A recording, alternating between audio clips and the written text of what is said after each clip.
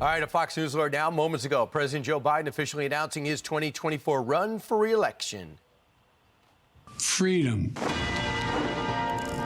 personal freedom is fundamental to who we are as Americans. But you know, around the country, MAGA extremists are lining up to take on those bedrock freedoms. Stand up for our personal freedom. Stand up for the right to vote and our civil rights. And this is our moment. So if you're with me, go to joebiden.com and sign up. Let's finish this job. I know we can, because this is the United States of America. There's nothing, simply nothing we cannot do if we do it together. Michigan Congressman John James joins us now. Not a surprise he's running again. What do you think of the tape? What do you think of the message? Look, Joe Biden doesn't care about black lives until election years, and it's never been more clear than today, with 14,000 Sudanese Americans and our allies being left behind with the conflict, another conflict going on around the world, and African Americans right here in our country who fear and don't have the freedom to leave their own houses without fearing for their own lives. Joe Biden has disqualified himself with this terrible record as president, both foreign and abroad, and I don't know why Americans would vote for him. We're losing Saudi Arabia. I'm not sure how permanent that is and how much work could be done. Sudan was part of the Abraham Accords. Now the country's divided. They're killing each other, and we're running for our lives. We're abandoning another embassy. Safety matters, but you know who's not leaving? China and Russia. I can't see any evidence that they're abandoning anything. They want their influence there. Big story in those leaked documents. The Wagner Group is basically trying to colonize Africa in their own image.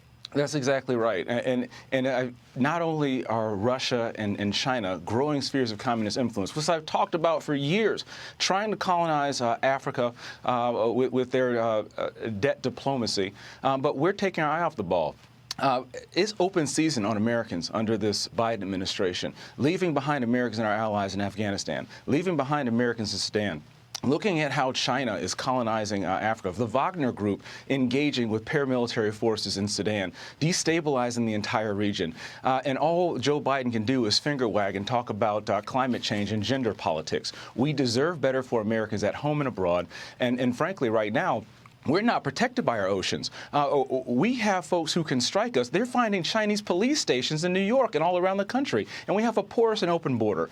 We need to do everything we can to secure our nation, to keep our nation safe. And Joe Biden is his terrible foreign policy is threatening us right at home here. Well, we'll see. He's going to run on it. He embraces his foreign policy. He embraces his domestic policy. And part of that is getting rid of the combustion engine and going to electric cars. Every electric car that's sold, 70% of all the battery, the elements in it, and the batteries consolidated and put together are Chinese made. So we're licensing our security and our transportation to Chinese. And then in Michigan, we couldn't take our eye off this story. The Michigan Senate Committee has doled out $175 million for a Chinese-owned EV battery plant, causing massive demonstrations inside your state. Is there anything that could be done to stop it? Well, we can hold this administration accountable. Brian, you're absolutely right.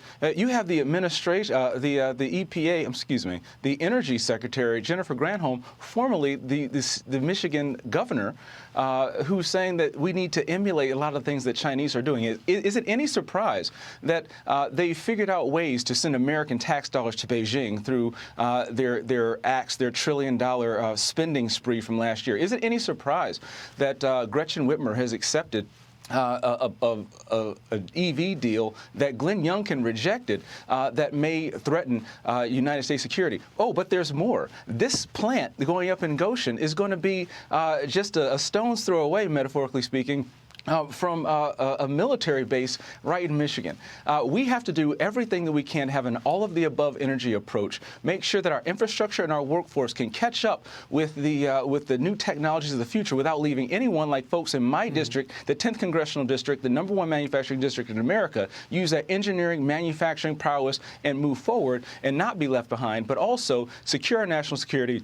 And I don't believe our leaders in this administration are capable of doing that. And just real quick, I know Mike Waltz and Lee Zeldin surprised many by endorsing Donald Trump for president. Have you decided, has the former president called you? Look, I know that Joe Biden has disqualified himself, and I'm frankly focused on what it takes to lower prices for folks in my district, protect the automotive and aerospace industry in my district, and keep folks and Americans safe. It's open seasons on Americans under Joe Biden, and that must stop. All right, so you're going to wait on your endorsement. John James, thanks so much, Congressman. Appreciate it.